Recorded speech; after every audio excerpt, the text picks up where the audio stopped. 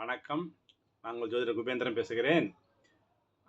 பொருளாதாரம் சிறப்பா இருக்கணுன்றதுக்காக நம்ம வரிசையா பார்த்துட்ருக்கோம். அந்த வரிசையில பார்த்தீங்கன்னா, ரேவதி நட்சத்திரம்.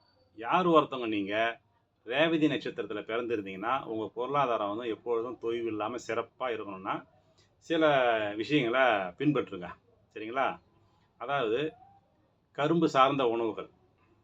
கரும்பு சாறு, அம் அது கரும்பு நாட்டு சர்க்கரைல செய்வாங்க இல்லையா? நாட்டு சர்க்கரை, வெல்லம், அதுக்கப்புறம் பார்த்தீங்கன்னா, கொய்யாப்பழம்,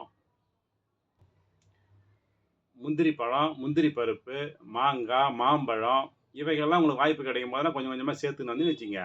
உங்களுக்கு வந்து உங்களுடைய நட்சத்திர எனர்ஜி வந்து நல்லா உங்களுக்கு வந்து விரிவடையும். ஏன்னா, அந்த ரேவதி நட்சத்திரனுடைய தாராபலம் நட்சத்திரத்தினுடைய உணவுகள் தான் இப்ப நான் சொன்னதெல்லாம். இதெல்லாம் சாப்பிட்டீங்கன்னா, கண்டிப்பா உங்களுக்கு பொருளாதாரத்த ஏதோ ஒரு வகையில உங்களுக்கு வந்து தொய்வு இல்லாம கொண்டு போகுங்க இதெல்லாம். சரிங்களா? உங்களுடைய விருட்சம் அதாவது மரம்னு பார்த்தீங்கன்னா, இலுப்பை மரமும், எட்டி மரமும்.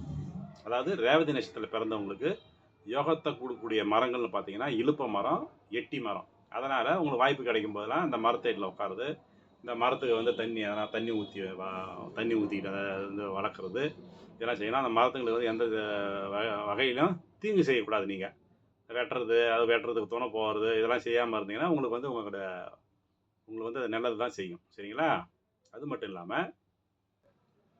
உங்களுடைய பக்ஷின்னு பார்த்தீங்கன்னா, வல்லூரும், ராஜாளி, கழுகு சொல்லுவோம் இல்லையா?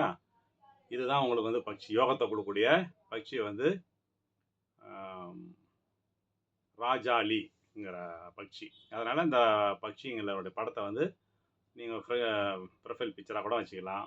படத்த போட்டு படம் பார்த்துன்னு வரலாம். உங்க விசிட்டிங் கார்ட்ல கூட அடிக்கலாம். தொழில் எதனா செஞ்சீங்கன்னு வச்சுக்கங்க, உங்களுடைய விசிட்டிங் கார்ட்ல இந்த உங்களுக்கு யோகத்த குடுக்கக்கூடிய பட்சியோட படத்த போட்டு வச்சுக்கலாம். கண்டிப்பா உங்களுக்கு பொருளாதாரம் சிறப்பா இருக்கும். தொய்வு இல்லாம கண்டிப்பா நடக்கும் இதெல்லாம். சரிங்களா? இந்த பதிவு உங்களுக்கு பிடிச்சிருந்ததுன்னா லைக் பண்ணுங்க, ஷேர் பண்ணுங்க. நன்றி. வணக்கம்.